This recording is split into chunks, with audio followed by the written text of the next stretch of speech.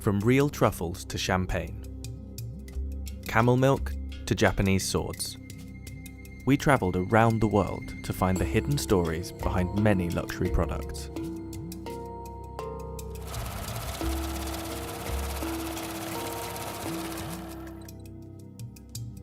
Our first stop is somewhere in the south of England, where we came to hunt for truffles. The exact location is kept tightly under wraps, as these fungi are such a highly prized treasure.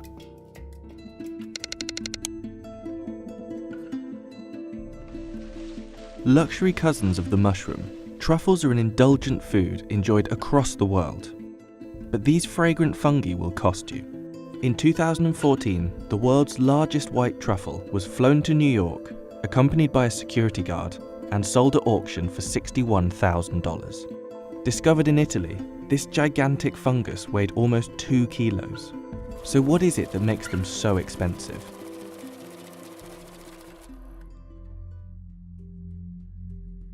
There are a lot of types of truffle. There are at least 40 species, many of which aren't edible, and new species have been discovered as recently as 2018. You've probably seen luxury truffle products in supermarkets or fancy restaurants. But the unique truffle flavour you recognise might not be real truffle at all. Cheap truffle oil often hasn't been anywhere near a real truffle. Many cheaper truffle products use 2,4-dithiapentane, a synthesised compound containing one of the main aromatic components of foot odour, guaranteed to give it that earthy taste. Real truffles are seasonal and pricey, with a short shelf life. They were originally sniffed out using truffle pigs, but while pigs are very good at finding truffles, they're also very good at eating them too. And these days, dogs are much more common truffle hunting companions. These fungi can be found across the world, but they all require a very specific climate to grow. While different varieties may have somewhat different requirements, one thing is certain: you can't have truffles without trees. Truffles are always found with trees, and they have to be the right type of trees. Under the ground, the truffle is just the fruiting body, so in accordance with an apple. And we've also got a lot of then what we call the mycelium, microscopic level threads, up to 100 metres in a teaspoon of soil. And this mycelium is actually attached to the roots of a tree, like the fingers on a glove onto a hand. And it sort of extends the reach of the tree out, and it actually takes up water and nutrients and passes them through the tree, and the tree gives it sugars in return, so to help the truffles, the fruit, develop. Even when you have exactly the right conditions, truffles aren't guaranteed, and hunting them is a labour-intensive process. Once you know where to look, you have to sniff out and dig up each truffle by hand, and they can be tricky to find. Good boy, thank you, good boy, come. So he's told us it's there, it's still in the ground, so do I want to take it out of the ground or not? It all depends on if it's ripe. If it's unripe, there's no point in having it. So the nose comes into play, and we actually sniff the ground for it.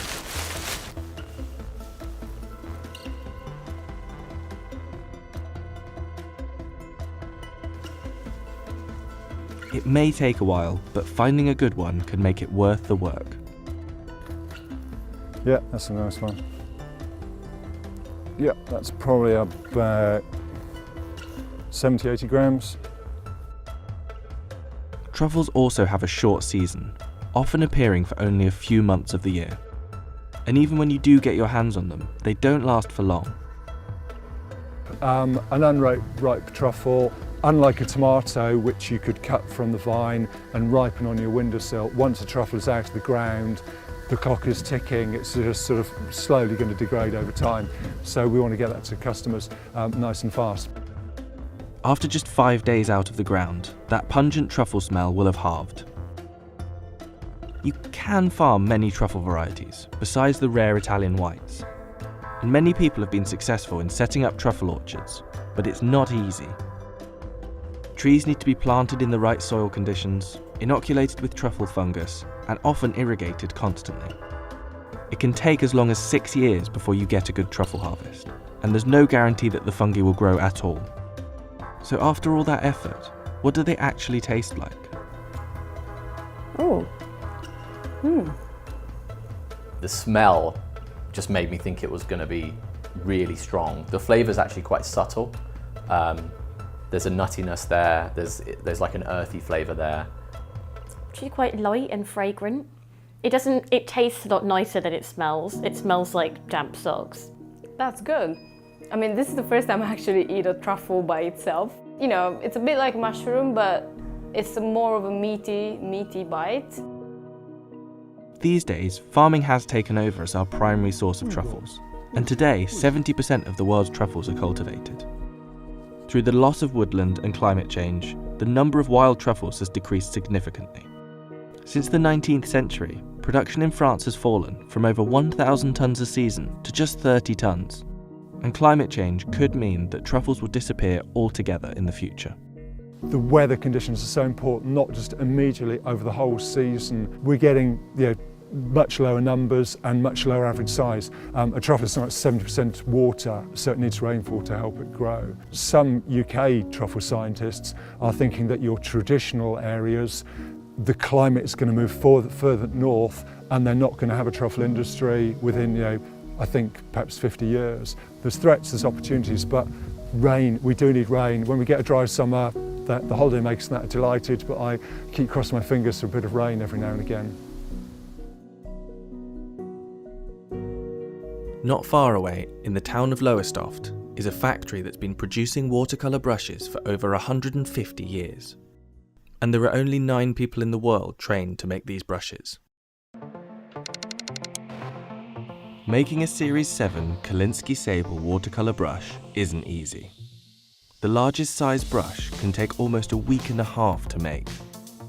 You can pick up a cheap synthetic brush for under $2, but a Series 7 could cost you over $300. So why would anyone pay for a brush that costs over 100 times the price?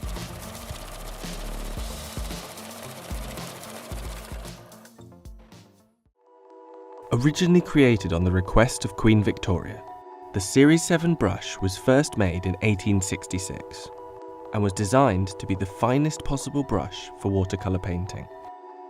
Since then, the skill and craftsmanship that goes into making each one of these brushes has remained exactly the same.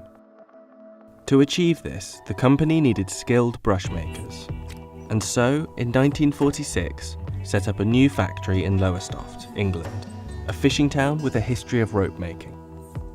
This factory now makes over 25 million brushes a year. The intricate work and dexterity required means that these brushes are almost exclusively made by women. It takes 3 years to train, and there are only 9 brush makers in the world that can make these top-of-the-range Series 7 brushes. I joined here when I was 16. I worked 18 years. And then I had 12 years off, and I've been back 11, so that's 28 years I've been working for the company. When you first start, you would probably only make a few. You've got to get, like anything, you've got a skill and you build on that, and you get to learn the skill and then you get to do the speed. The components play a big part in the cost. Each brush head is made from Kolinsky Sable, a Siberian weasel that's hair is said to cost 3 times the price of gold by weight.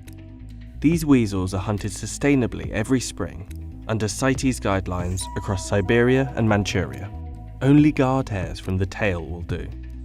Kolinsky hairs are chosen because every single strand has a surface of directional, interlocking scales, increasing the surface area and giving the hairs their strength. And while many other natural and synthetic hairs are used for brushes, nothing has quite matched the quality of sable. Once the hairs are cleaned and graded, it's time to start making the brush.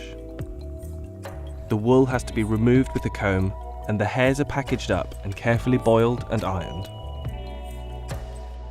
The brushes have to be made with hair at its natural length, and the skilled brush makers can effortlessly separate between 28 and 32mm length hairs just with their hands. This skill takes years of training and practice. The 9 brush makers each have 27 years of experience on average. Hairs that are blunt or twisted have to be discarded, and most importantly, as each natural hair comes to a point, every hair must be the correct way up. The removed upside-down hairs can be flipped and reused. Every single hair is checked over by hand. The smallest brush size hairs are just 7 millimeters long, shorter than an average eyelash. We can't afford to let standards drop in any way, shape or form. What I would say from that is what this factory has is hand skills. It has individual skills. It has skills that when I have new people come in here, they don't sometimes believe that this kind of work still happens. We show them what people do, they will turn around and say, I'll never be able to do that. But they will be able to do that if they understand that quality comes first. When the hairs are all sorted, they're ready to go into the cannon. The bundle is tied together and gently twisted through. Individual hairs are added or taken away until it's an exact fit. They need to have that fine point to work with, that basically it has that colour carrying capacity, that the brush won't split or do anything that it shouldn't do, basically. Through the hair that we use, through the skills of our makers and how they make them, we've done everything we possibly can to make sure that we've produced the best product we possibly can. Then it's time to attach the handles. The factory uses birchwood handles imported from Italy. The brush is glued into place, and then the brush heads are crimped onto the handles. This crimping process bends the metal to shape and keeps the handle tightly attached to the brush. Once the paintbrush is assembled, it needs to be branded and tested. The size and logo of each brush is stamped in gold on the handle. Wet point testing assures that everything works exactly as expected, and there aren't any loose or crooked hairs. Each brush is then gummed, a process that gives the brush head its final shape and allows it to bounce back. The shape of the natural hairs gives the brush a wide belly and a fine point. So the key to art brush making is the people, and that is the skill. We retain knowledge from generation to generation. So we have makers now that are working under an apprenticeship of a 49-year served brush maker who himself had an apprenticeship under another 49-year serving brush maker who was brought into the business under his father, who made brushes directly for Queen Victoria. And it's very key that we retain that knowledge throughout the business, generation to generation, and we are now bringing in the next generation to make sure that we uphold the very high quality standards that we base ourselves on.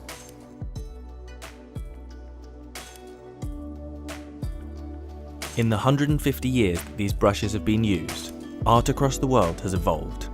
Modern and contemporary artworks are often controversial, but each work can fetch millions of dollars. Modern art is expensive. From completely white canvases to simple abstract colours, these seemingly basic works can cost you millions.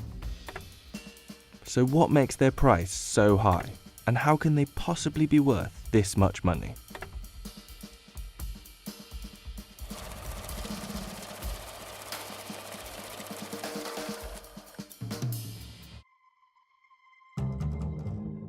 Modern art is a wide field, covering everything from around 1870 to 1970. But say modern art to someone on the street, and chances are they possibly picture something like this. At the turn of the century, art changed. From the birth of abstract impressionism to the minimalists, and even performance art. Art was no longer just about representing the world with skill. Well, that skill faded away after photography was invented. Once photography was invented, that was a skill that camera could do, so artists no longer felt that that was their primary reason for making art. Art isn't about beauty, it never was really. Art generally became more conceptual and more challenging, but this change wasn't popular with everyone. In a 2016 study of the British public, 28% of people don't consider this art, 65% of people don't think this is art, and 83% of the public definitely don't consider this to be art. Over 100 years after its creation, the work is still somehow as divisive and controversial as ever with the public. But that hasn't stopped record prices being set. I think most people think that modern or contemporary artists are having a laugh at their expense, and nobody wants to feel a fool. For many who are immediately dismissive of these pieces, frustration also often comes when they see the price. Most of us, I think, tend to be cynics, and we, I think, a lot of times associate art with value, and that I think that triggers the question of, well, why is it that much, or why such a high value if, I could probably do this. I think unless you're in the market and actively buying art, there's no need to look at art and think of a price tag. It shouldn't be the way you look at art. For the artists involved, what looks simple can be the culmination of a lifetime's work. Take the Black Square, for example, painted by turn-of-the-century avant-garde artist Kazimir Malevich. This simple black painting didn't come out of nowhere. It's the result of 20 years of simplification and development. When it was shown, the Black Square was a revolutionary symbol, exhibited at the top corner of the room, a spot reserved for Orthodox religious icons. Making this work wasn't exactly an easy decision either, and in 1930, Stalin's regime confiscated Malevich's artworks and manuscripts, and he was jailed for 2 months. Yes, the white canvases or the black canvases are very rarely all they've done. They haven't just come out of school and said, I'm going to paint a black canvas. I mean, as much as we might think we could do that, yes, we could do that.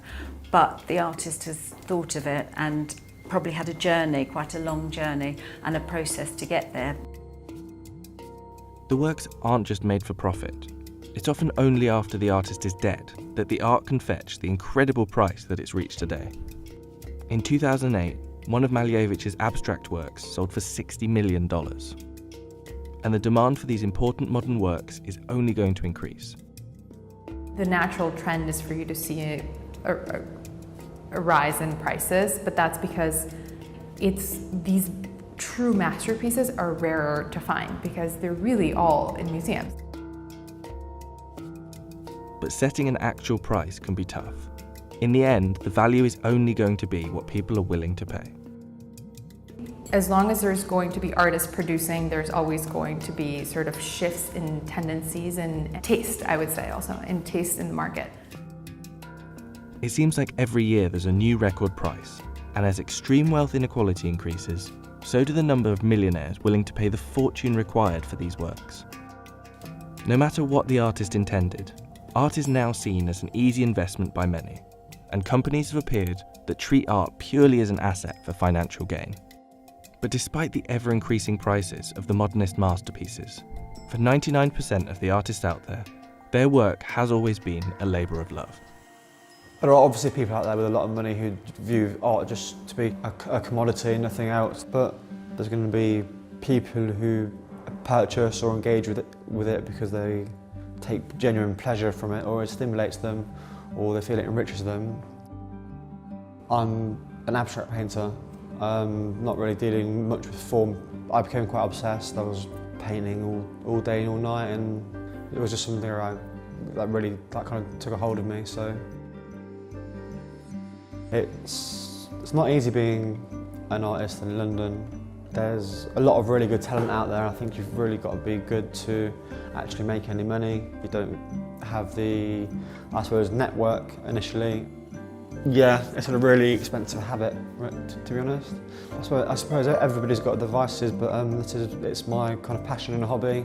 So that's where all my time, effort and kind of spare finances go. Trends in the market may change, and prices will shift, but the popularity of modern and contemporary art isn't going anywhere. Up in the clear lochs of Scotland, thousands of oysters are grown each year, but they weren't always the symbol of luxury that they are today.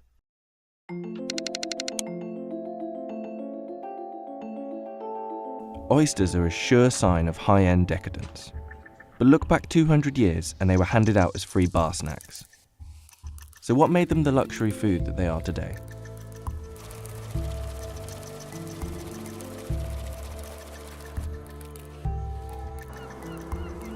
Oysters have been around for a while.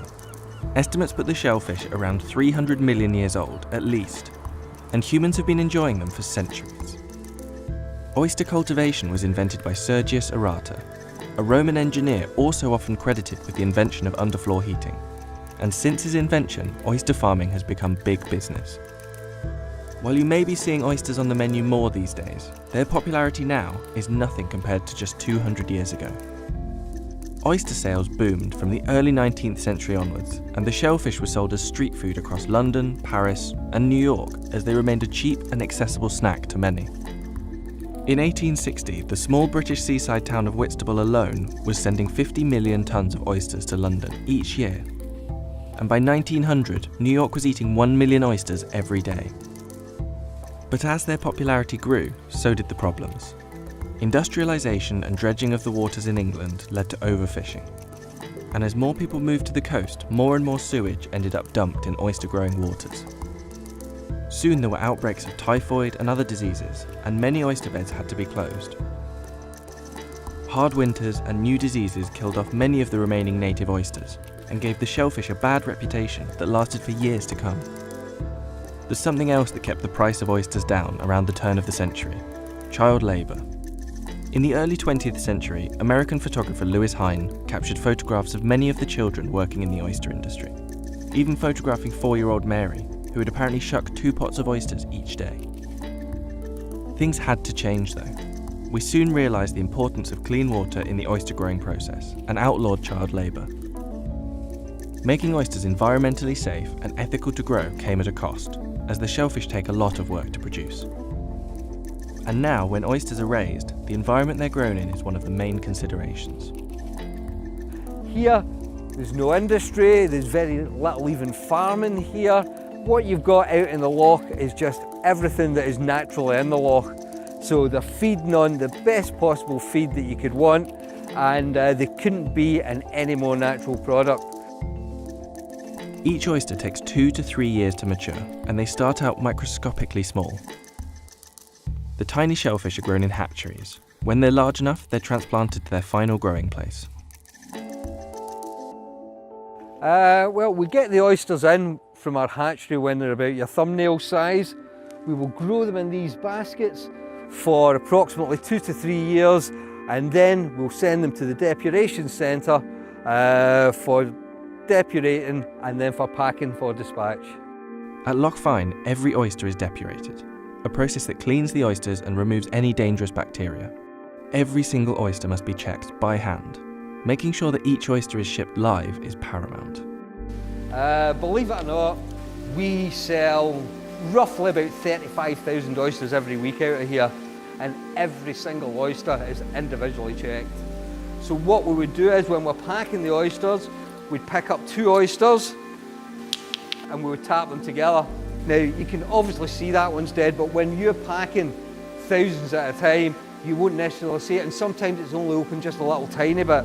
But when you tap that oyster, you can hear it's hollow straight away, and that is the best way to tell if an oyster's going to reach its shelf life, whether it should be discarded.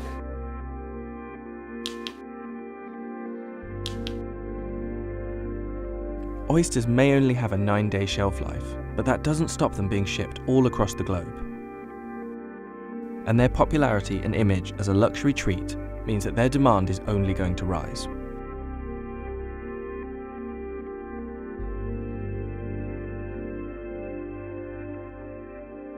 Another sure sign of luxury, real champagne. Grown only in this small region of northeast France, a vintage bottle could cost you thousands.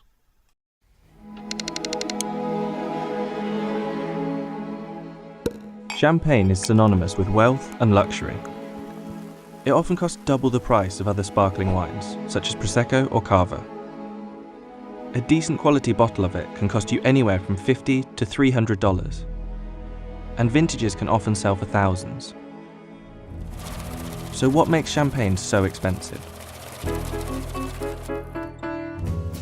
Champagne is often used as a generic term for sparkling wine, but in fact, champagne is only true champagne if it's made here, in Champagne. About 150 kilometers east of Paris, this highly protected region of France is home to the world's most prestigious and expensive champagne cellars and cellars, such as Moet and Chandon and Perrier-Jouet.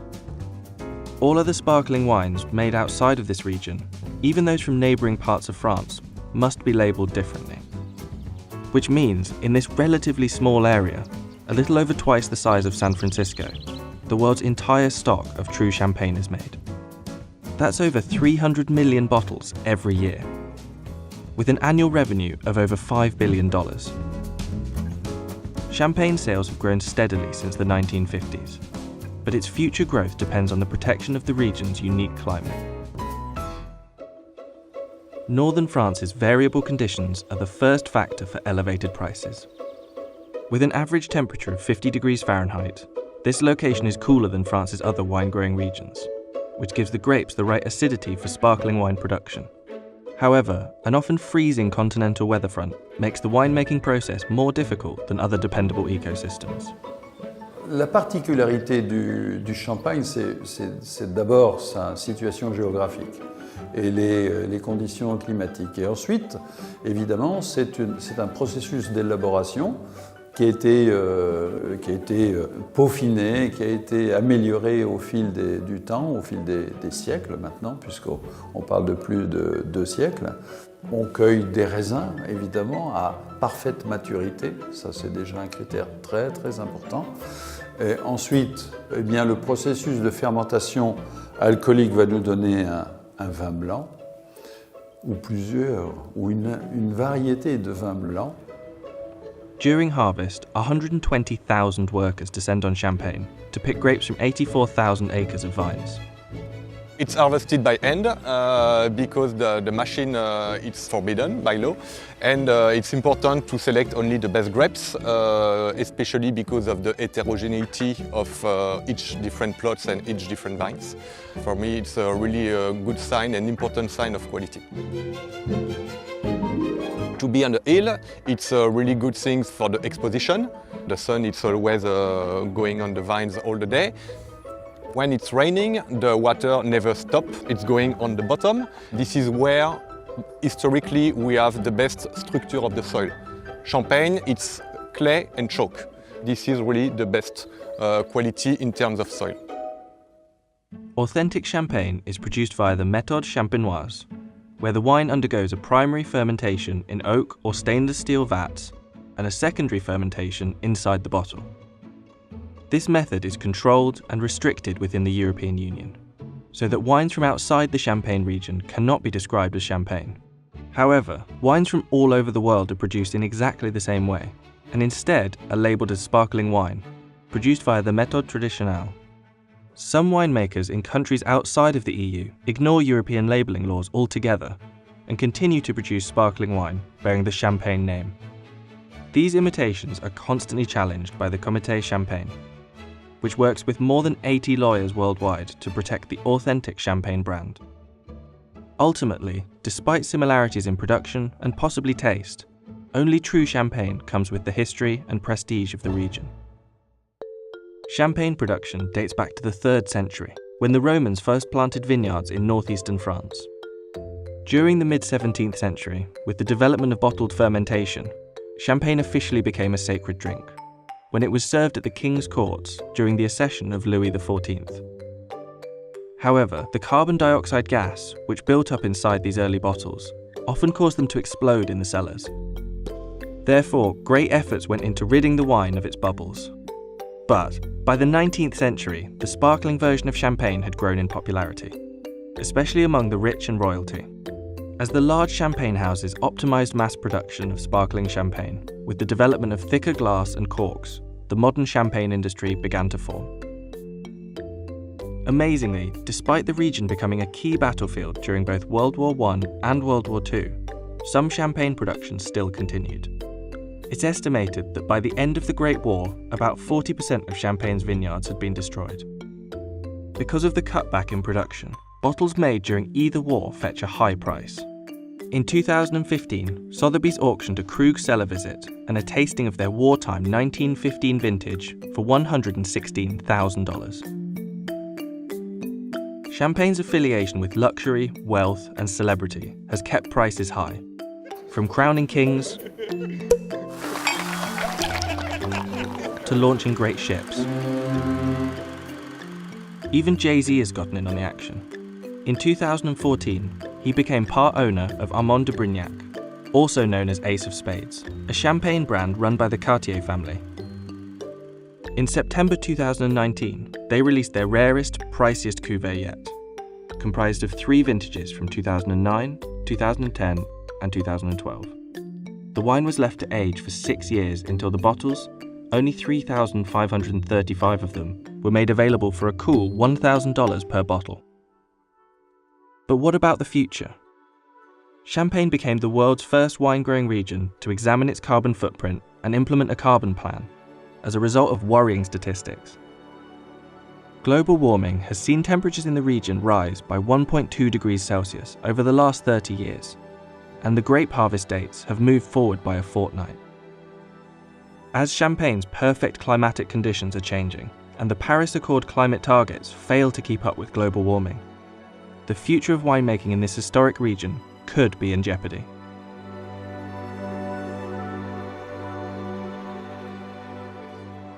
And now popular across the world, anti-aging products can be some of the most expensive liquids on the planet.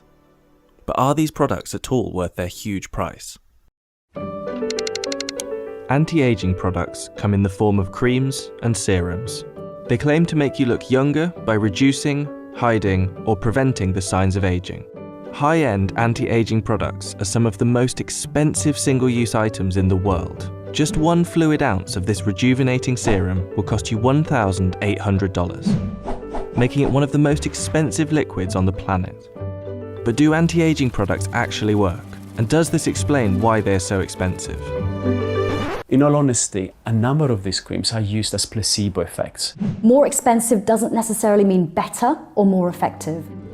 Most anti-aging cosmetics, even budget items, tend to include a standard set of ingredients: water, glycerin, acids, oils, and vitamins.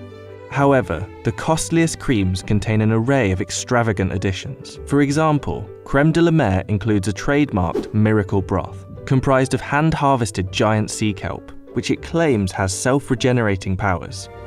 These forests are a source of concentrated energy we unleash for skin's benefit. We call it miracle broth.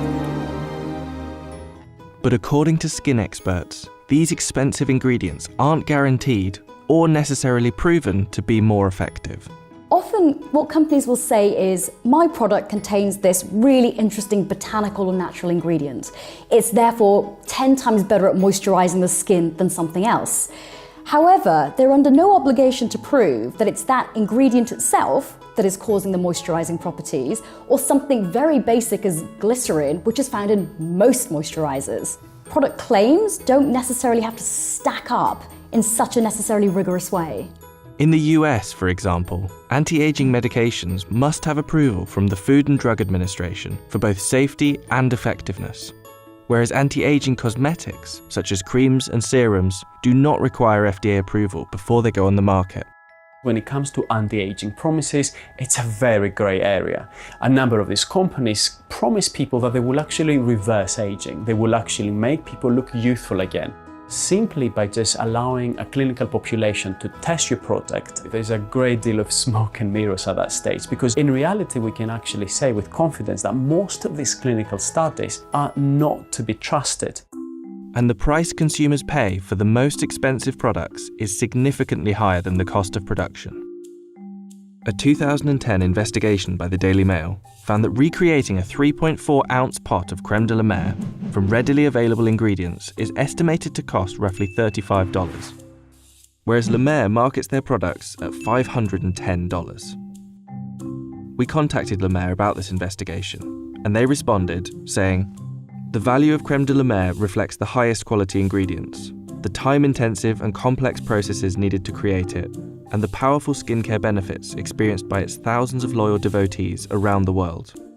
When it comes to purchasing a very expensive product, most likely about 60 to 70% of the price that we might be paying is related to the cost of the manufacturer to produce and package the cream rather than the actual product. But the desire to retain youthful looks is nothing new. Cleopatra is thought to have taken daily baths in donkey milk for its acidic properties, while women of the French court would pour aged wine on their faces, a process which is now recognised as having exfoliating benefits. But a blitz of beauty adverts in mid-20th century magazines that demonised women for having so-called middle-aged skin was the catalyst for a now booming anti-aging industry. The anti-aging market is expected to exceed $216 billion by the end of 2021, but a large part of that includes cosmetic procedures such as Botox and facelifts, arguably an extreme answer to our natural aging process. I feel like I'm seeing a lot of young women in their mid-20s that are worried about skin aging. We are currently living in a society that is so focused on outwards aesthetics. So I think there is also a driving need for people more interested in things like laser surgery or injectables like Botox or filler from a much, much younger age than we've seen before. So despite the lure of magical remedies and luxurious concoctions, avoiding skin damage and combating the signs of aging don't need to be so expensive. Budget products can be equally as effective as their more expensive counterparts. The focus shouldn't be on the cost of the product. Wearing a good quality sunscreen, SPF minimum 30, ideally 50, throughout the year. The reason for that is that 80 to 90% of the signs that we associate with skin aging occur directly because of sunlight. So we're talking fine lines, wrinkles, pigmentation. Number 2 is the use of a vitamin A based product or a retinoid. One doesn't need to spend a fortune, and probably once you're spending beyond more than £25–30 on a product, it's probably unnecessary. Another new industry that suddenly emerged is CBD oil. And with the many surrounding health claims, a 50 milliliter bottle can cost over $200. Depending on who you ask, CBD oil can be a miracle cure, a snake oil placebo, or something vague in between. This poorly regulated industry, which has boomed over the last 3 years, is a minefield for newcomers.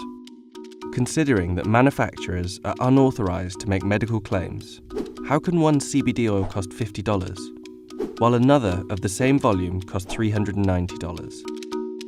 And are premium CBD oils justified for being so expensive? Firstly, what is CBD?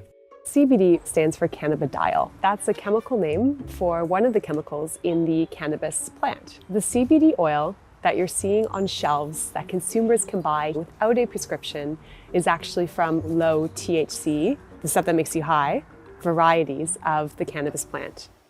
CBD is a new and rapidly growing phenomenon, with sales tripling in the last 3 years. But the line between what consumers are using it for and what manufacturers can say to attract them is increasingly blurred.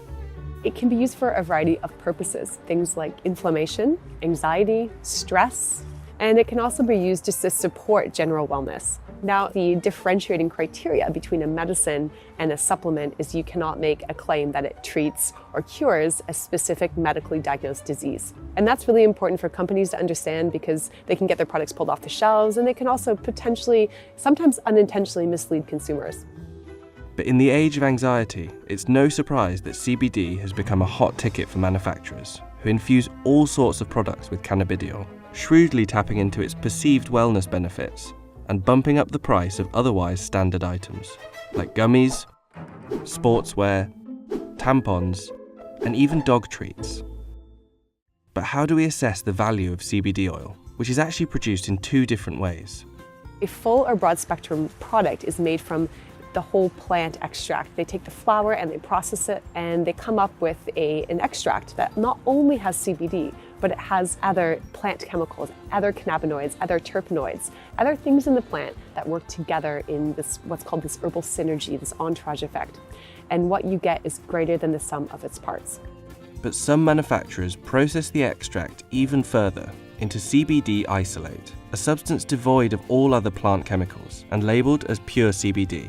But this isolate, which often features in expensive products, is generally considered to be less effective and cheaper to make.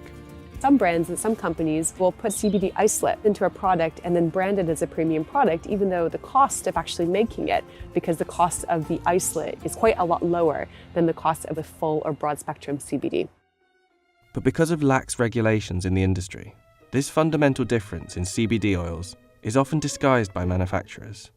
The front of this premium $300 bottle, for example, does not display that it is in fact made from isolate. Sometimes you have to dig into the nitty-gritty of the ingredients, and sometimes you might have to call the company and see what they've actually used. But in general, the labeling criteria are becoming a little bit stricter, so more and more consumers will be able to know what is a CBD isolate product and what comes from a full or broad spectrum source. These products can also be measured by the amount of cannabidiol in each bottle. What you really need to look for is the number of milligrams in the entire bottle, and then the number of milligrams of CBD per dose. And that's really going to tell you the bang for buck. But even high dosage, full spectrum CBD doesn't have the approval from the Food and Drug Administration. The FDA says it recognizes the significant public interest in cannabis and cannabis-derived compounds, particularly CBD. However, there are many unanswered questions about the science, safety, and quality of products containing CBD. More worryingly, lab tests conducted by the Centre for Medicinal Cannabis found that 62% of CBD products tested in the UK didn't contain the cannabidiol content promised on the label. One product actually contained no CBD whatsoever. CBD is shrouded in mystery and confusion for the consumer.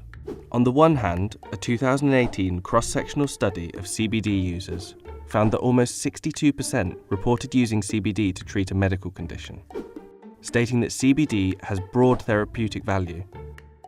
But on the other hand, manufacturers cannot use the research data to make medical claims, leaving spokespeople in the unenviable position of having to promote their products to a certain demographic, while avoiding endorsing the public's perception of CBD. So what we're not allowed to do with our products is make any medicinal claims, because they're not medical products.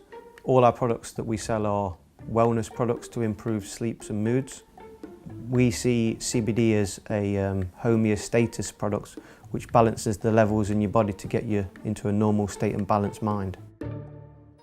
Thankfully, despite the misconceptions, no matter what you use it for, there is a way to get a snapshot of the quality of CBD oil. You want to look for a certificate of analysis. That means that is a third-party tested lab report. They test their product and make sure that it's not contaminated, make sure it doesn't have accidental THC levels above the allowed limit, make sure it doesn't have heavy metals in it, make sure there's no microbials, so bacteria or fungus that can grow in these plants, no herbicides, pesticides, things you don't want in it. So why is it so expensive? The cost of producing CBD oil isn't particularly high in relation to other large-scale crops, but there appears to be a premium on all cannabidiol, as revealed in this comparison of full-spec CBD, which shows that its prices grow pretty uniformly according to the price per milligram in each bottle. With any wellness product with a global hype, high demand means high prices. Statistics show that sales of CBD will likely reach $1.8 billion in the next 2 years. But without regulation, medical research, and clear consumer knowledge, the human value of CBD oil will, for now, remain a matter of opinion.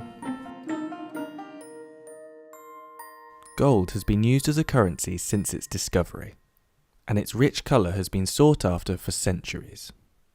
So what makes this rare metal so precious?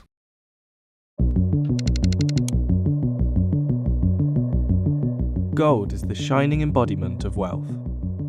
Not only is it used to make expensive products, but it's also used to add extra bling to luxurious items, from smartphones to supercars, and even beefsteaks.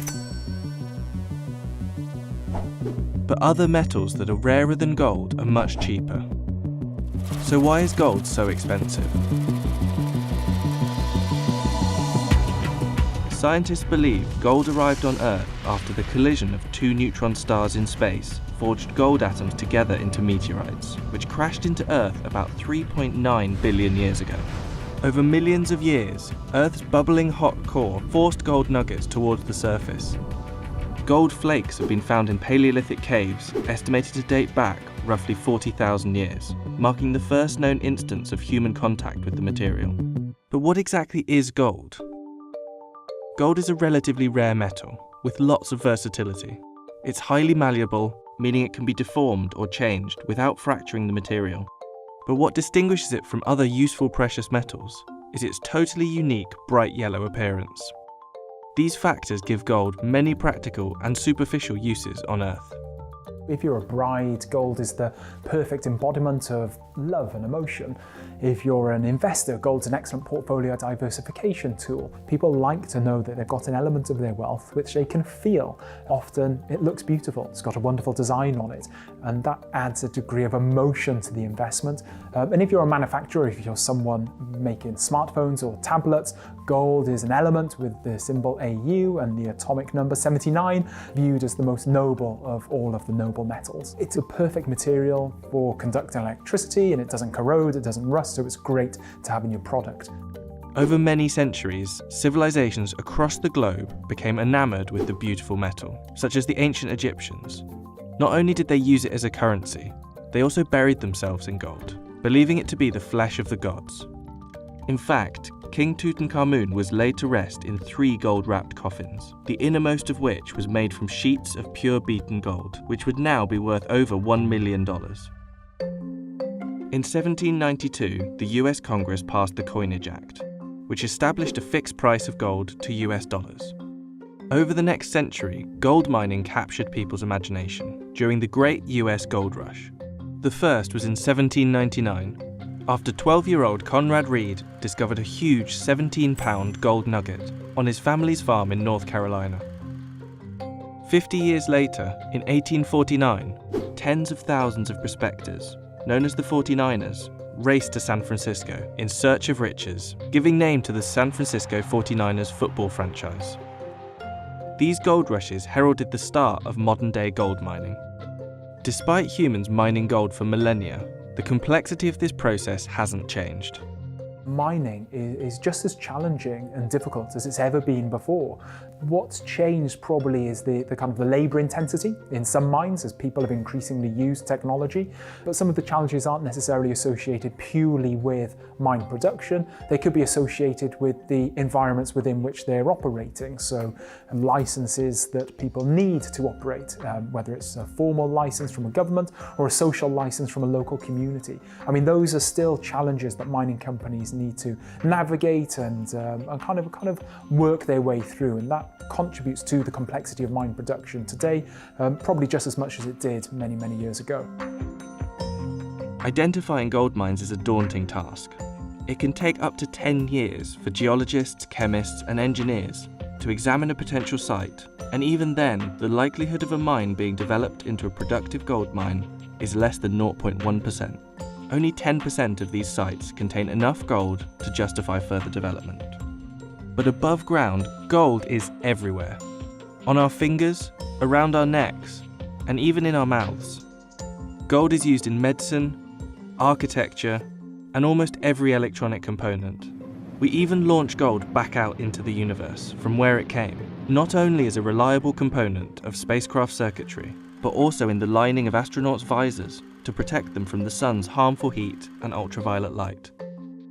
So with all that in mind, it might surprise you to know how little gold there actually is here on Earth. If you melted down the world's entire above-ground stock of around 190,000 tons of gold, it would form a 72-foot cube. However, if that was divided up equally for every person on Earth, we'd all get roughly an ounce of pure 24-karat gold each. That's about $1,500 worth. So how does this volume divide out into different industries?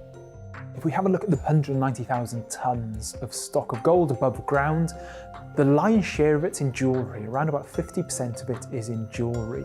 The next level down comes to private investment, so that could be individuals holding bars or coins, or indeed individuals holding a share of an exchange-traded fund. And then you've got central banks. Central banks account for around about 17% of that stock of gold, so a very significant volume. And then the final element, around about 13-14%, is technology or dentistry. Is the future of gold as bright as its surface? new deposits of gold are increasingly hard to come by and increasingly difficult to locate. Geologists have estimated that only 55 tons remains buried away in the Earth's crust, which means if current global mining rates continued, we could run out of newfound gold in just 20 years. So as gold mining continues to slow and the costs associated with mining increase to meet the challenge of extraction, gold could become even more expensive. In Japan, tamahagane, or precious steel, is used to make intricately crafted Japanese swords. These blades can take months or even years of work to make.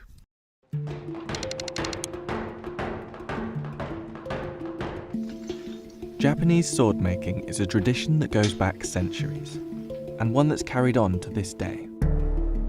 Each sword requires dedication, skill, and can take over 18 months to create. The resulting blades can be worth thousands of dollars. So what makes them so expensive?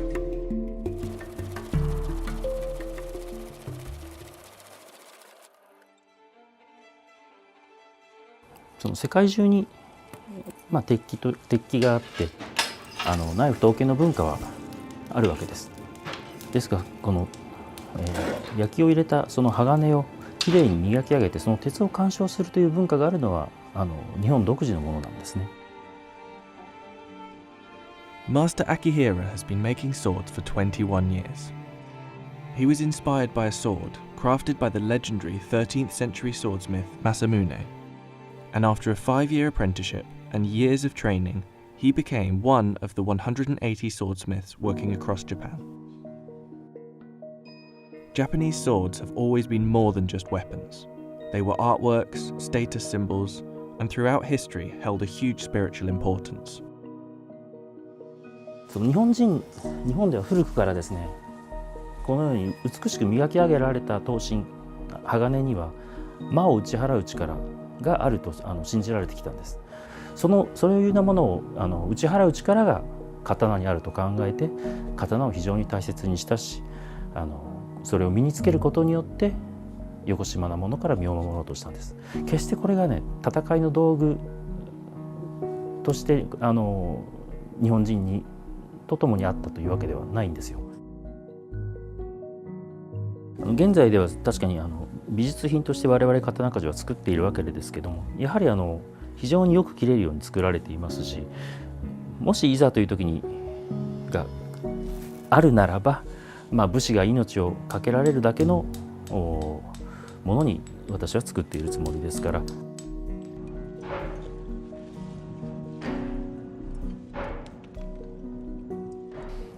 今の現代の私たちの刀鍛冶がこうやって刀を作っている理由というのも、やはり絵を楽しまれる、絵を鑑賞して楽しまれる方がいるように、刀をコレクションして楽しまれる方がいるんですね。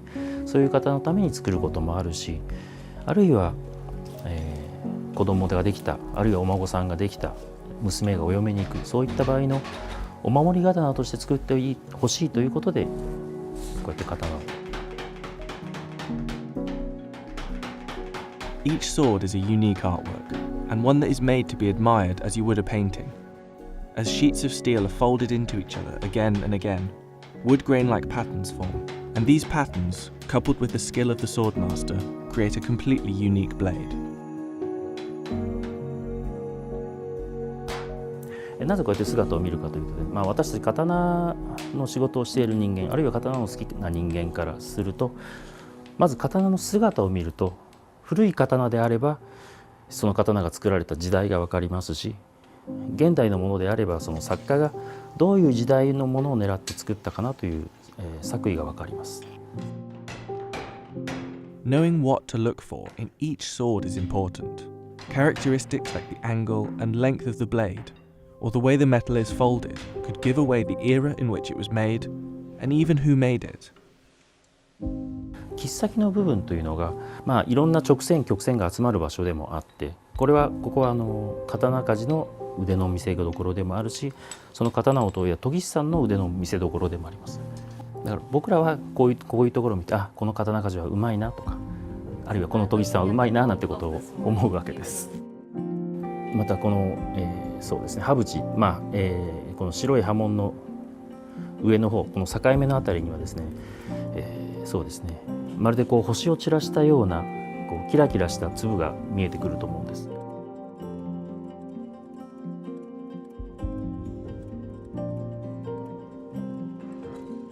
Looking at the months of work that go into creating each blade, it's easy to see why these swords command such a high price. And as there are less and less sword masters across Japan, these works of art are only going to become more valuable. 作品として常に最高のものを作らなくてはいけないという責任感と使命感のようなものがあります。それは一つには僕のプライドをかけて常にいいものを作らなくてはいけないという気持ちです。その中にはですね、僕の刀を持つ人に喜んでもらいたいということもあるけれど、もう一つは1000年経ってその1000年後の人が僕の刀を見た時にいい作品だなと言ってくれる、そういうものを作りたい。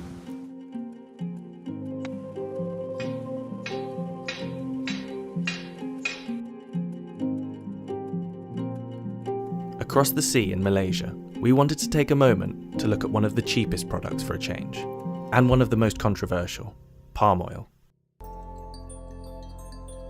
Palm oil is cheap and ubiquitous. It's used in thousands of everyday products and is the most widely consumed vegetable oil on the planet. You can get a kilo of palm oil for just $2, but its usage has become unsurprisingly controversial, as huge areas of rainforest have been cut down or burned to make way for palm plantations. So why is this oil still so cheaply and readily available?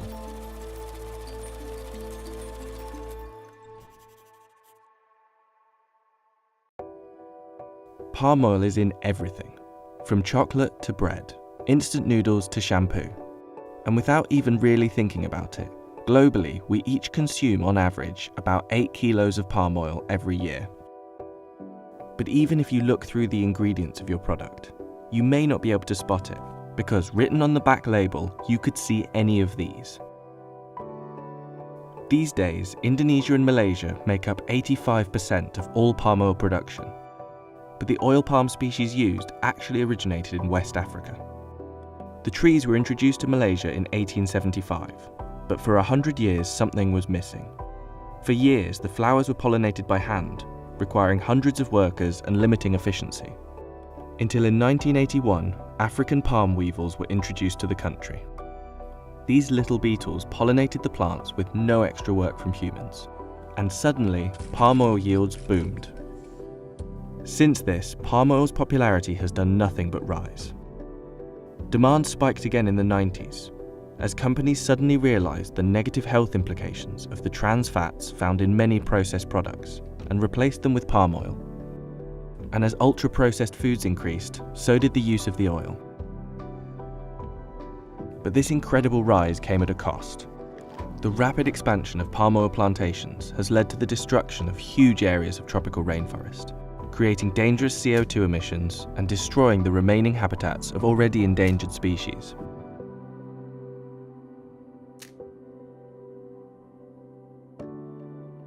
It's extremely cheap. It's shelf stable. It has natural preservative qualities. It is a really good vegetable oil, but the fact is, it has been grown in a way that's caused a lot of environmental damage and has also impacted communities and the workers that have been employed to harvest the material. Seeing the devastation caused, your first instinct might be to cut out palm oil completely. But searching for an alternative might actually make things worse. Palm oil is so efficient that using an alternative oil would require up to 10 times the land to grow. This efficiency is the main reason the oil is so cheap. Oil palm trees are evergreen and perennial. They produce oil all year round and can happily grow in soils that many other plants can't. NGOs and companies from around the world came together to set up the Round Table on Sustainable Palm Oil in 2004 to create a set of criteria to grow this crop sustainably. But it's only since 2018 that the Round Table has embraced the high carbon stock approach, a system that helps identify valuable areas of forest and keeps the palm oil they certify completely deforestation free. The fact is, it's just a plant. It's how and where we've done it and how we've grown it that causes the problem. But that means that it's a human problem. We created the issue. That means that we also have the ability to solve that issue, to fix that issue. Fixing this problem isn't going to be easy though. There are numerous barriers that exist for companies trying to implement zero deforestation commitments. So one of those is the fact that you have highly complex supply chains and it's difficult to know exactly where your palm oil is coming from. Another one is that you have varying levels of government support in different regions that produce palm oil, and the extent of government support, it plays an important role in whether a company can produce without deforestation for complex reasons. So, are we doing enough? The Roundtable now certifies about 19% of palm oil worldwide, but getting to this point has been a long, slow process, and we're running out of time.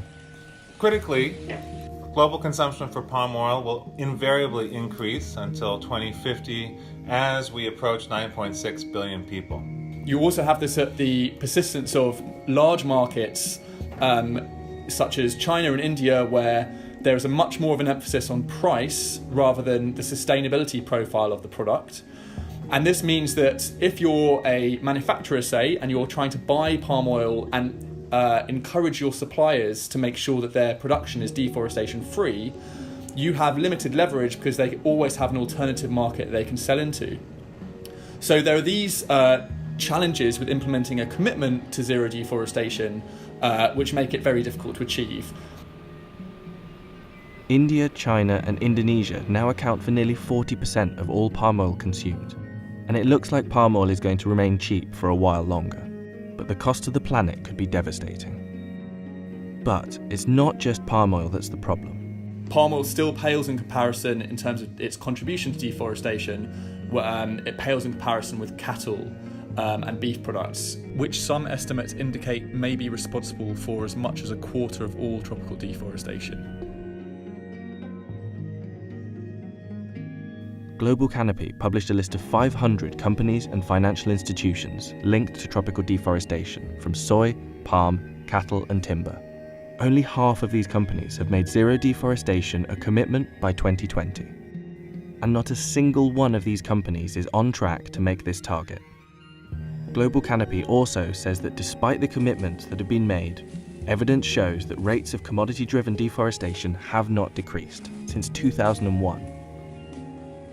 Whether it's palm, soy, beef, leather, all ingredients, companies have a responsibility not to wait for the consumer to make the demand. They have a responsibility to do it before the consumer demands.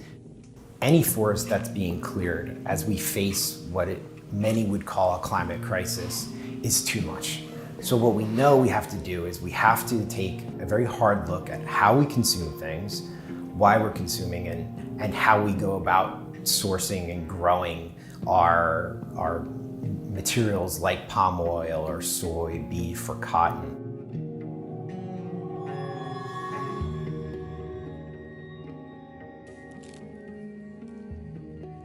Over in Dubai is one of the largest camel milk farms in the world.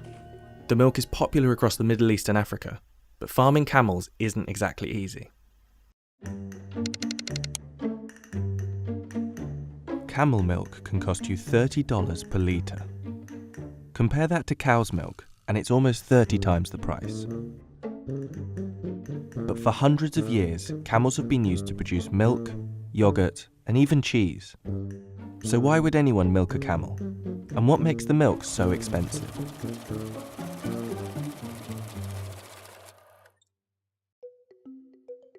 Camel milk may not be quite as popular as cow milk. Compared to the 600 million metric tons of cow milk produced worldwide, only about 3 million tons of camel milk are produced each year.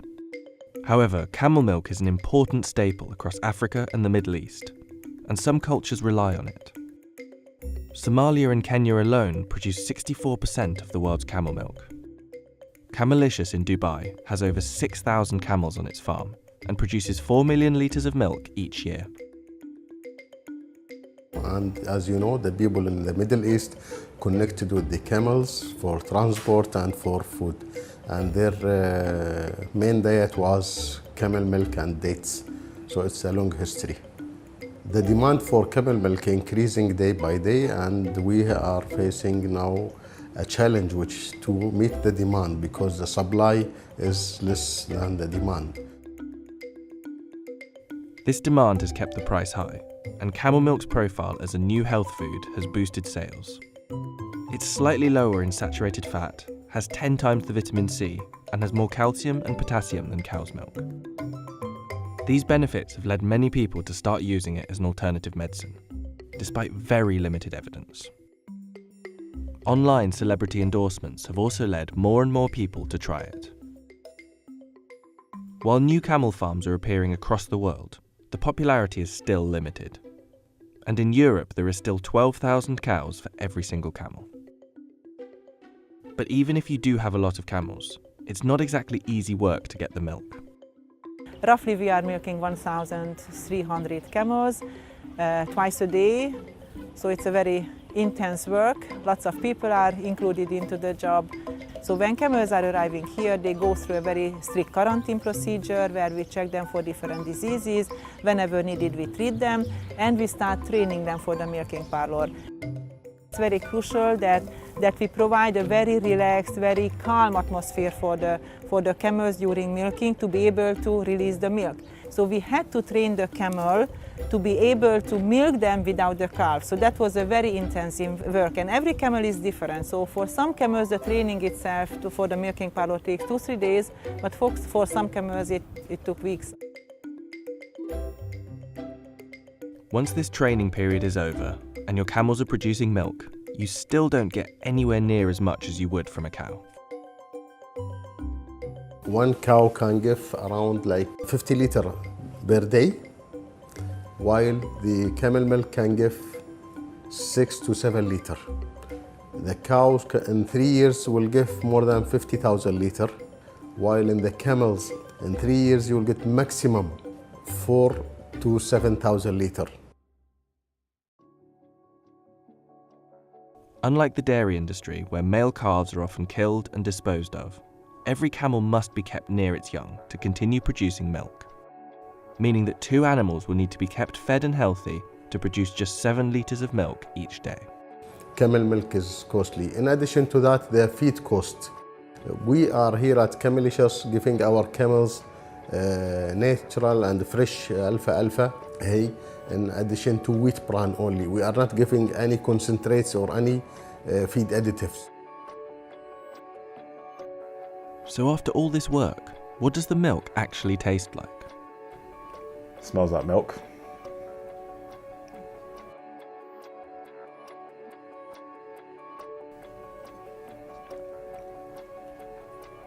Yeah, it does have a different taste to it.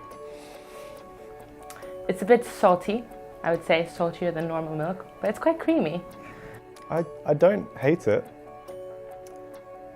It's almost like salty. I would say it doesn't taste like regular milk. I would have it again. As this milk grows in popularity, and selective breeding leads to camels that produce more milk, the price may come down. But for now, camel milk remains an expensive luxury. Camel is a different species, so we didn't want and still don't want to turn them into a milking machine because we are thinking long term. So we would like to have a long production life here with these camels on this farm.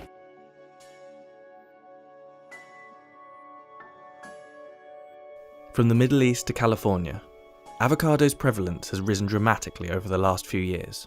But as their popularity has increased, so have their prices. Avocado has become one of the world's trendiest foods. As the poster child of millennial healthy eating, this superfood is now a mainstay for foodies everywhere.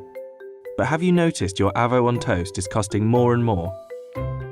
Avocado prices have rocketed in recent years by up to 129%, with the average national price of a single Hass avocado reaching $2.10 in 2019, almost doubling in just 1 year.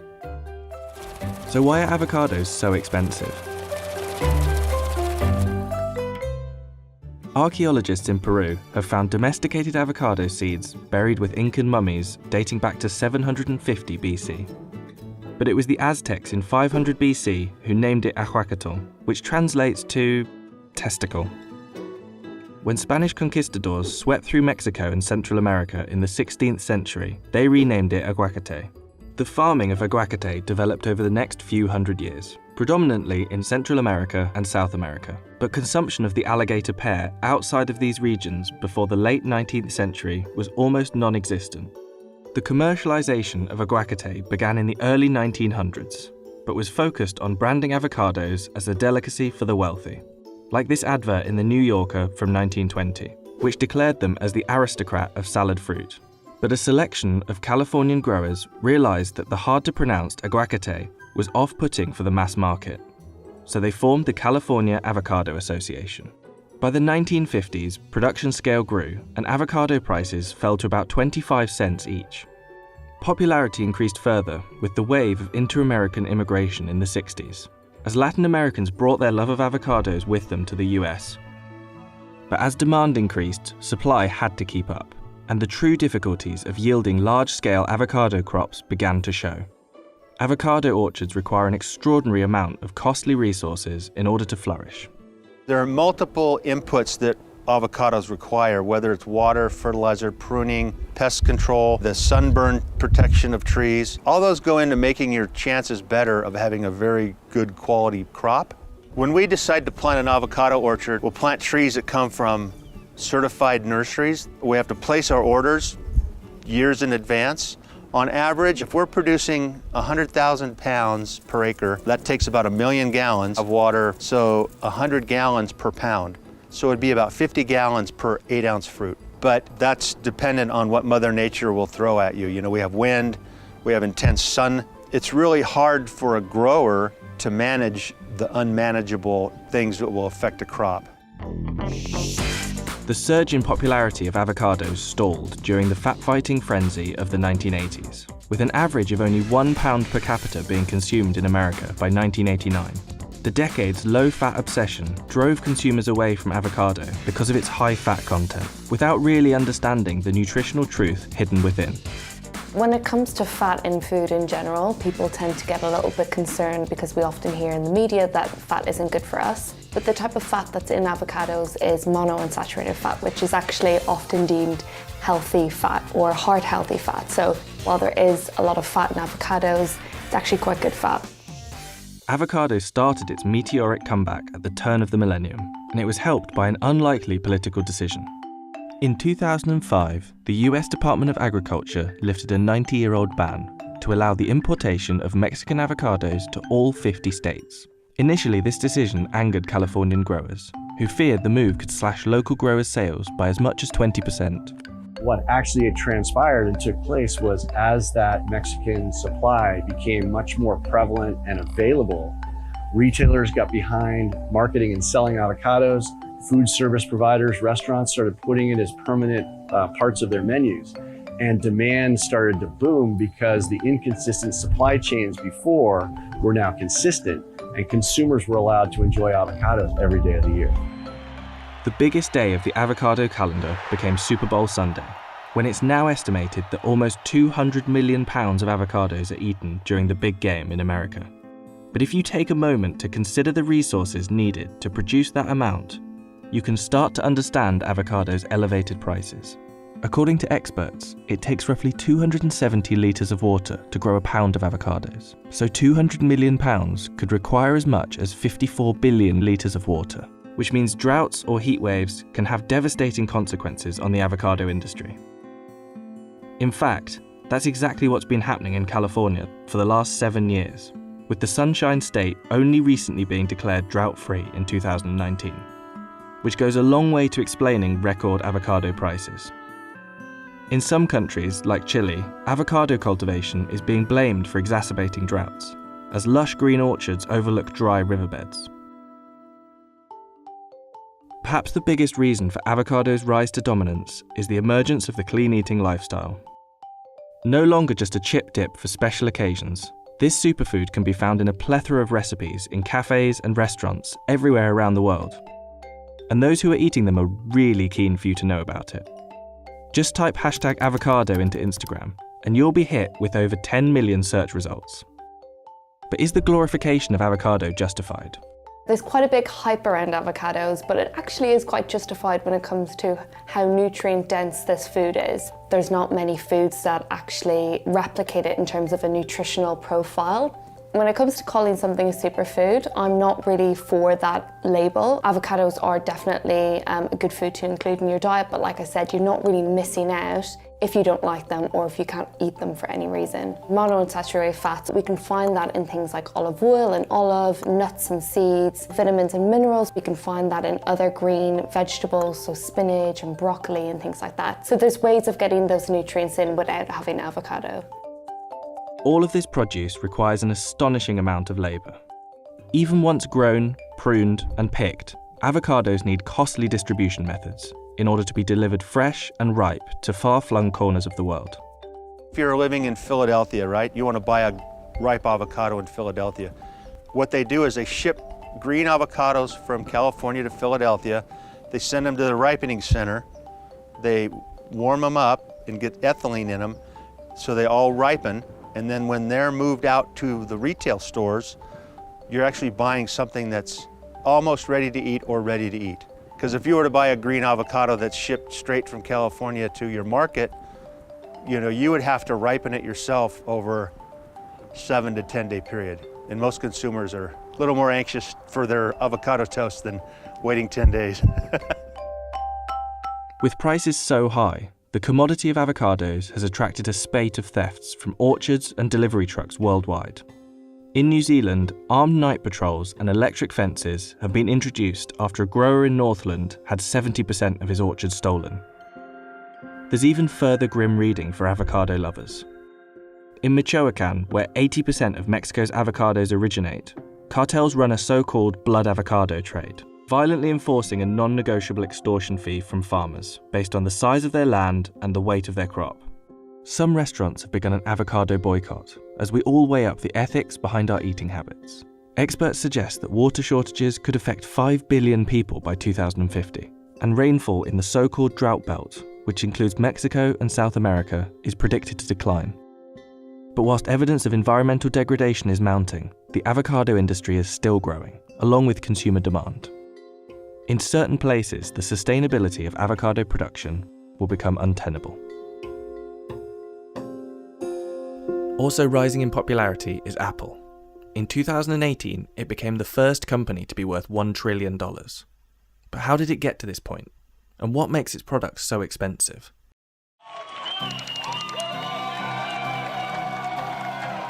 In 2016, the iPhone 7 started at $649. 3 years later, Apple's flagship iPhone costs 54% more. It's even more dramatic for the Mac Mini. When Apple released its new model, the price increased by 60%. These prices bring in huge profits for Apple. As the US's first trillion-dollar company, Apple's market cap is higher than the GDP of Switzerland. So what makes Apple products so expensive? Apple has, over the years, built a reputation for quality and the industrial design of its products. That reputation has created millions of loyal customers. I've been here about 36 hours now. Man, I'm super excited, I'm not even gonna lie. I can't wait to get my hands on it. It's only £1,000, man. I'm getting two, man. So that brand loyalty translates into a premium that they're able to extract from customers who are unwilling to switch out of the Apple ecosystem. That premium is also known as the Apple tax, or paying more simply because it's an Apple product. The 256GB MacBook Air, for example, costs $1,299. But you can get a more powerful Windows laptop for over $100 less. Apple's high prices reached meme proportions during the announcement of its Mac Pro in June 2019. Claps turned to gasps when John Ternus unveiled a $1,000 monitor stand as an add-on for the $5,000 Mac Pro display. And the Pro stand, $999. And like the Mac Pro, they'll all be available in the fall. In truth, $6,000 for a professional reference monitor of this quality is comparable to the competition. But that didn't matter. Apple had botched the messaging, and its $1,000 stand became infamous. Apple does something else that's a bit sneaky, which is that when you're buying the iPhone, you can't add memory to it. So if you want more memory, you have to pay more Apple tax. With Apple's computers, these upgrades get even more expensive. If you want a 13-inch MacBook Pro with 512 gigabytes of storage, you have to pay $400 more than the base model. And Apple's accessories also have high premiums compared to non-Apple products, like its $129 keyboard or its $79 mouse. Even Apple's cables cost more. Apple has kept its proprietary Lightning connector while removing useful ports, like the headphone jack and the SD card reader, forcing consumers to buy expensive dongles, like its $39 SD card to USB-C reader. But are these products worth the premium? Apple loves to talk about its innovation. These are the most powerful and most advanced iPhones that we have ever built in a stunning new design.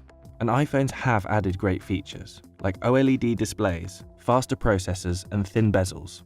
But competing products have many of the same features. The components that go into making a smartphone are fairly standardized. For example, Sony competes with Apple in smartphones, but all of the camera sensors that go into an iPhone are made by Sony. And those components cost a lot less than a new iPhone. The bill of materials is about $490 for a phone that is priced at $1,099. As a comparison point, the Galaxy S10 Plus is about $420 bill of materials for a price of $999. Something changed when Apple released the iPhone X. Not only was it more expensive, but the difference between the bill of materials and the retail cost was much greater. Obviously, Apple wants to make a profit, so the bill of materials has to cost less than the device. What makes Apple special is its ability to pull larger profits than its competitors. Instead of a technology company, think of Apple as a luxury brand. As with Gucci or Hermes, customers pay more because the logo is a status symbol. That handbag isn't a more functional bag, but customers still value it more. So our products become an extension of our personality. I value elegance, I value design, I value simplicity, I value it just works. And that is what inspires a lot of loyalty and allows Apple to extract a premium for their products. Why are Apple products so expensive? Because the design's very sleek. I think because they make premium hardware and people are willing to pay for a simple, seamless experience. They're catering to people that really love ease of use and user friendliness, and I think that layer of design probably costs a little bit, and I'm happy to pay for it. They are expensive because they know we will buy all of their things, no matter how expensive it is. Samsung, Android, Apple, thank you. I think that customer loyalty is hard to earn, but when you do earn the customer loyalty, love is blind. But this strategy might not work forever. Competition with less expensive Android phones has got steeper, and that's put the iPhone's market share at risk. Apple's performance in India is pathetic to the point that their market share has now slipped to less than 2% and has become completely irrelevant. And the primary reason there is that the price points are simply unaffordable for the Indian market. If Apple can't sell more iPhones, it might have to sell fewer iPhones for more money. Charging a premium allows Apple to keep increasing its revenue. Even if its biggest category, the iPhone, is declining. See, whenever you create a new product, what you want to do is to extract all of the premium that you can from the higher end customers, people who are willing to pay a premium. That means the customers who buy the iPad Pro or the $5,000 iMac Pro. Apple does offer cheaper models, like the iPhone 11 or the 11-inch iPad. But those aren't always the models customers choose. This is called extremeness aversion. Because you don't want to buy the cheapest, you don't want to buy the most expensive, so the middle one looks like a compromise. But Mohan pointed out that Apple has a disadvantage compared to true luxury brands. A luxury product is like a Rolex, right? You'd keep it for a lifetime. You can't keep a smartphone for a lifetime. So premium, perhaps not luxury. For now, Apple's reputation remains strong, and the customers who don't want to spend $1,000 on a new phone, Apple has a plan for that. Keep the old models around, just at a very slight discount. But if Apple wants to keep its loyal customers, its innovation will have to keep pace with its premiums. It may feel like it costs a lot to travel the world, but compared to just 50 years ago, the price of air travel has dropped dramatically. 60 years ago, air travel was far too expensive for the masses. Book a flight between New York and London on Pan Am in 1960, and you'd be paying somewhere around $300, or about $2,600 adjusted for inflation. But in 2019, you can catch the same flight for almost a tenth of the price. It looks like flying has never been cheaper, but is that the real story? And how did we get here? The first scheduled commercial flight took place in 1914. It had one passenger and was piloted by this guy, Tony Janus. The flight was from St. Petersburg to Tampa. What would have been a 12-hour train ride became a quick 23-minute trip. The flight proved that there was demand for scheduled aviation as transportation. Janus is largely credited with laying the groundwork for the modern aviation business, which has grown into a multi-billion-dollar industry. In 2018, there were an estimated 45 million flights worldwide, and the average fare for a domestic flight in the US was $350. Now, $350 is hardly considered cheap, but take a look at this graph. Average ticket prices have been steadily decreasing since 1980. In fact, tickets are close to their lowest prices ever. But from 1950 to 1980, flying was different. Before 1978, fares and routes in the US were closely regulated by the federal government, and many routes had fixed minimum prices. What ended up happening is you got into a highly regulated industry where the federal government set the various routes that you could fly, set how much prices could be, and the airlines were raking in the dollars. The story across Europe was slightly different, as most airlines were state-controlled, and air travel was treated as a public service. But in 1978, everything changed. Then President Jimmy Carter signed the Airline Deregulation Act, and the aviation industry was open for business. Free from government regulation, airlines now had one goal: to sell tickets. What really happened after deregulation was just this massive fight. Airlines were doing everything to get market share and not really looking at profitability. The theory was the more people we can get onto a plane, the more we can dominate the market, the more we're winning. But they didn't really look at it as a business where you needed at the end of the day to make a profit. And as soon as you had one little economic hiccup, a bit of a recession or a spike in oil prices, that's when airlines really started to fail. At the same time, aircraft technology was also advancing, which made the planes more efficient. New wing technology was implemented, such as winglets, which made planes more aerodynamic and reduced flight times. Computer systems began to replace older cockpit technology, making the planes less reliant on pilots. Shortly after planes got computers, so did people, and pricing began to get even more competitive. Websites like Expedia and Priceline, launched in the late 90s, began to catalogue all of the lowest prices. Budget airline models were able to thrive because of this, as consumers would regularly click the cheapest prices. For many airlines, this competition was unsustainable. Over the years, a lot of companies folded, merged, or absorbed one another. And today, the 4 largest US airlines control 80% of the market. One of these 4, Southwest, has a fleet of 753 planes, each of which has an average of 6 flights per day. That's about 4,000 flights a day. And while that may sound like a lot, that frequency is decreasing across America. This is because something called load factor is increasing. One of the key metrics for the airlines is called load factor, and this is basically your occupancy. How many seats do you have available, and what percentage of those are being sold or occupied by passengers? Basically, that means aircraft are flying at full capacity or close to it more often. And this is good for airlines, and for flyers, sort of. Airlines are able to keep fares low because most of the seats have been sold, which isn't always great for passengers. Ever been the last one on the plane and there's no more overhead luggage space? or had no room for your legs because the seats are so close together. There are tons of budget airlines around the world. Some of the more notable ones are Ryanair, Norwegian, Spirit, and Frontier. These companies usually charge extra for traditionally included amenities, like reserving your seat, while cutting costs wherever they can. This issue of cramming more passengers onto planes is happening all across the world. You look at a discount carrier like Ryanair, based in Ireland but flies all over Europe. They're looking at putting 200 people on a Boeing 737. This is a plane that some airlines are still flying with 150, 160 passengers. That's really, really crowded, but it maximizes profit. And when you fly in an airline like Ryanair, you know exactly what you're getting. So, take that $320 flight on Norwegian from New York to London.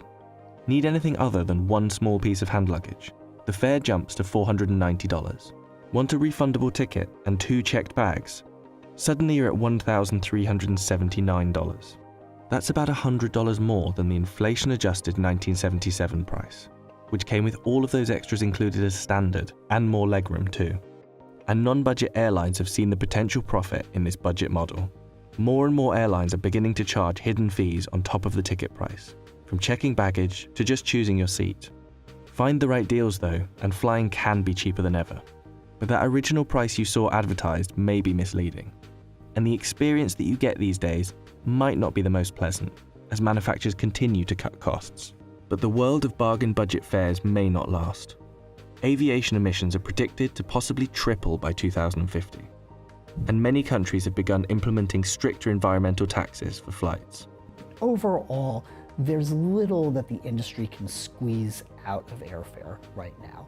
They're going to get much more efficient with aircraft, and that's going to mean less fuel burning, but the cost of labor is probably not going to go down. You still need good quality people to fly airplane and be your flight attendants.